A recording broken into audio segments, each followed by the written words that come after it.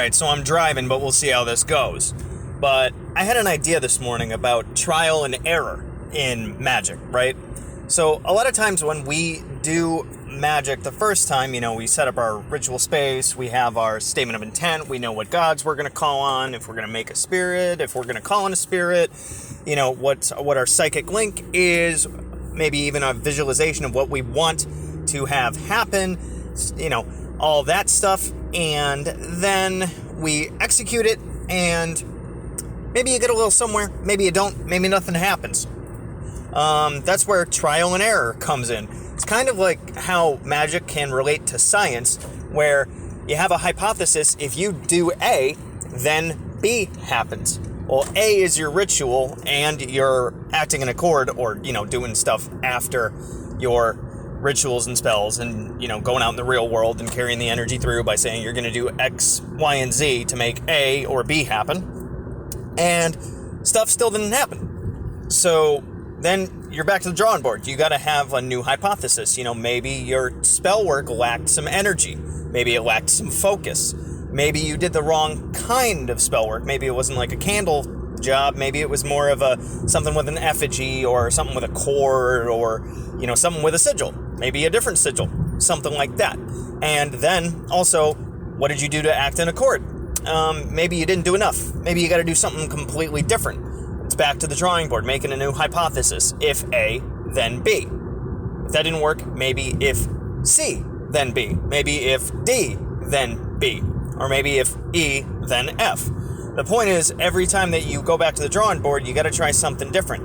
Because trying the same thing over and over again and expecting different results is vis-a-vis the definition of insanity. And we are not trying to be insane. At least I'm not. So, big idea is that you might have to try a spell more than once. Now, this also goes along with repeating spell work to add a little bit more focus and a little bit more oomph, but that is if you get somewhere.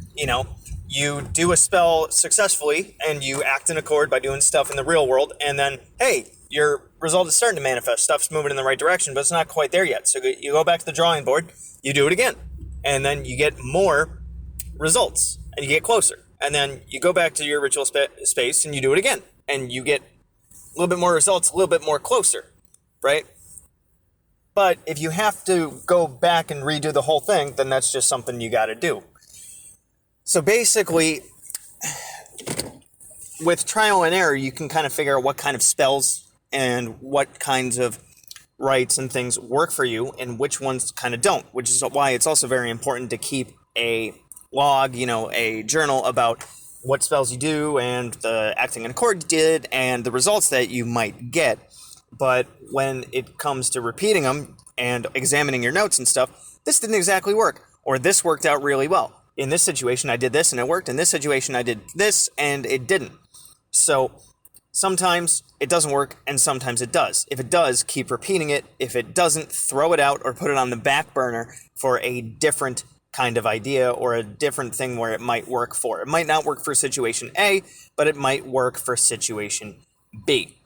So, yeah, let me know what you guys think about this one, because trial and error is something that we pretty much all have to do, especially when learning magic first off, because we got to learn how to raise our energy up, we got to learn how to properly focus, we got to learn how to properly phrase our intention, how to execute specific spell work, maintain our attention, clear our mind, and then arguably the most important is acting in accord. What are you going to do after the spell to carry that energy through? Because you can't just make something happen just by doing a ritual in your bedroom at 3 a.m.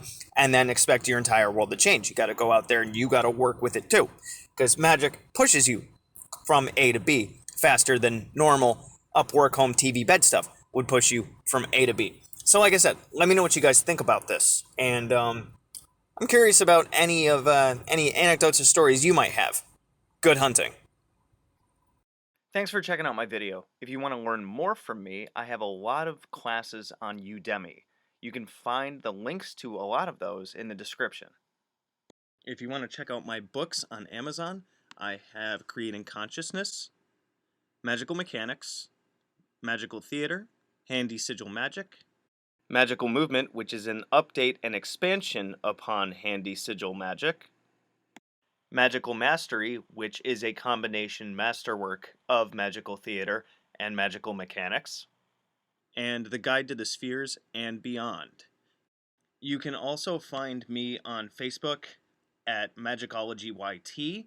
You can email me at priestofthenecro@gmail.com, and you can even check out my Instagram, which is Magickology. And good hunting.